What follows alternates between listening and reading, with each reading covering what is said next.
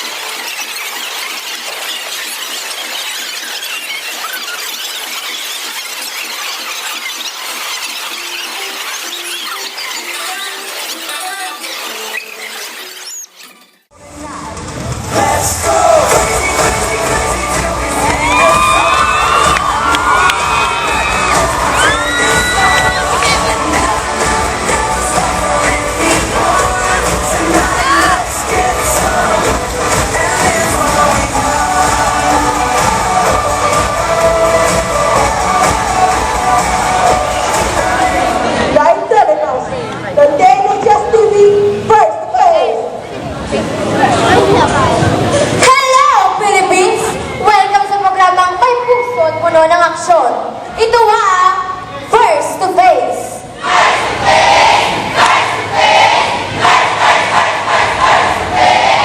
Exciting ang episode natin ngayon. Ito ang labanan ng katwiran at kabalbalan. Correct ka dyan, partner.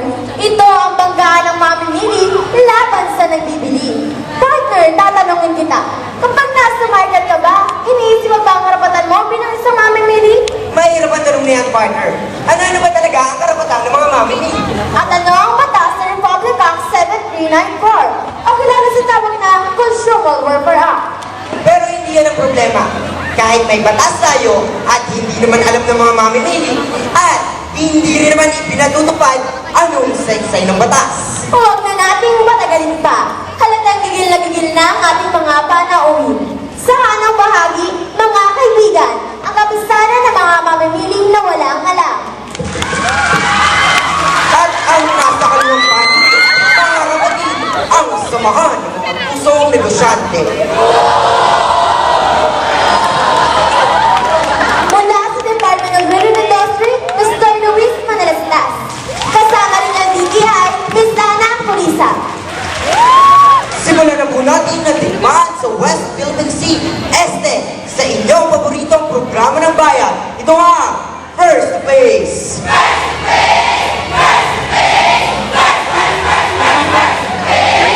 Simulan natin sa istorya ni Ginang. Ay! Magandang hapon mga friends! Ganda mula sa TV screen!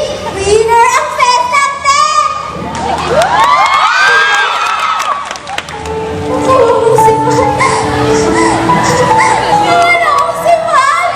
Si Juan na walang malay! Ang inosenteng si Juan! Ang punsong si Juan! Si Juan! Si Juan! Tingnan ba talaga si Bal at anong nangyari kay Bal? Bebe partner, hindi tayo teleserye. This is a reality show. Bal! Anak! Dito yung magandang mother! Yes! Ang in the world! Yeah! Of course, my son! Pagpunta kita ng adobo, bumili na kayo ng Chinese. Yung 666, sardinas daw yan. Meatloaf at bakang may mais. English, corned beef. Pero bakit walang label mga lata? Yung pinarinat, ano to, naawin kong mabaho. Anak, tandaan. Less talk, less mistake.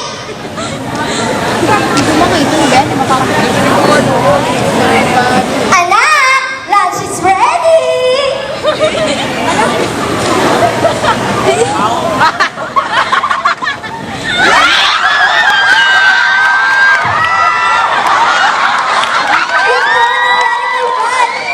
Katang kriminal, yan po, yung babaeng nasa harap nyo.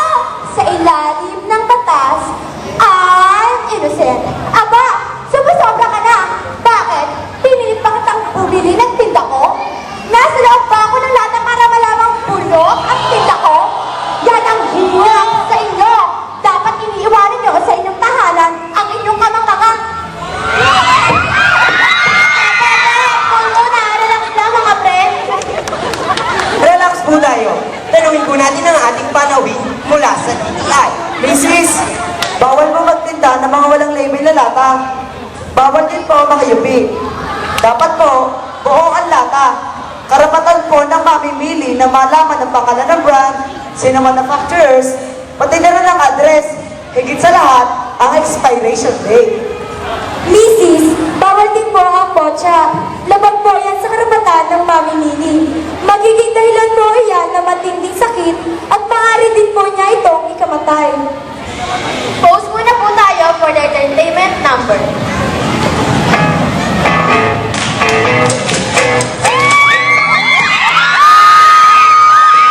Mga Pinoy, hey! Tungo sa pagbabago ng ating bansa, paliwais sa bibig.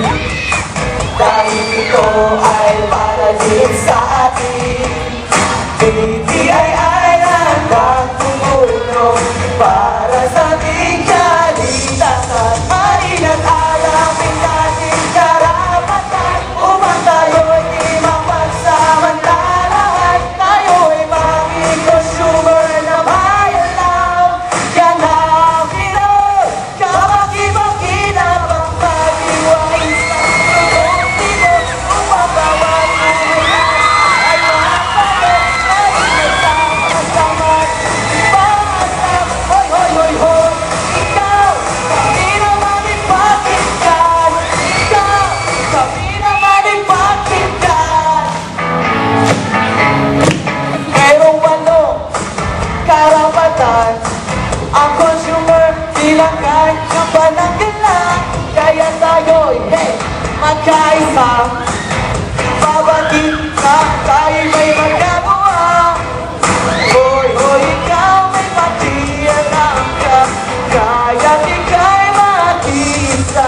Halina't alamin natin karapatan upang tayo'y di mapagsamantalahan. Tayo'y maging consumer na may ganap.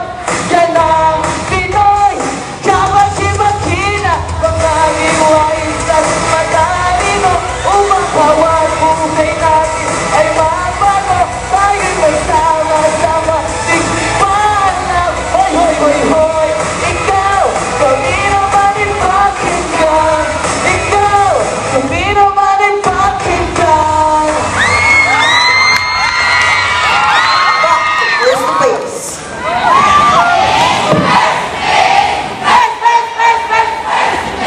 Bago po ang second guest natin, first to face would like to thank SM Department Store And Jollibee Food Corporation! and ABS-CBN Southern Tagalog.